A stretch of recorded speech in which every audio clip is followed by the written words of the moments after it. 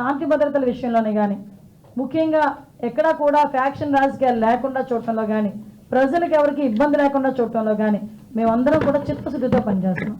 ముఖ్యంగా police department గురించి మాట్లాడేటప్పుడు ఒక్కసారి మనస్సాక్షితో ఆలోచించుకోవాలి.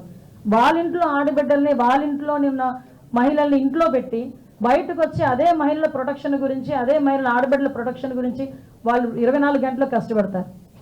ఈరోజు వాళ్ళ ఇంట్లోని తల్లిదండ్రులు హాస్పిటల్లో ఉన్నారా, వాళ్ళ ఇంట్లో తల్లిదండ్రుల ఆరోగ్యం బాగుందా, వాళ్ళకి ఏం చూడాలనేది కూడా పక్కన పెట్టి డ్యూటీ విషయంలో 24 గంటలు 48 గంటలు అయితే 48 గంటలు కూడా నుంచొని ప్రజల భద్రత గురించి, రాష్ట్ర భద్రత గురించి నుంచొని ఉద్యోగాలు చేసే పరిస్థితులు కనిపిస్తూ ఉన్నాయి. అలాంటి వాళ్ళని గురించి మాట్లాడేటప్పుడు కొంచెం మనం సెన్స్తో మాట్లాడితే ప్రజలు యాక్సెప్ట్ చేస్తారు.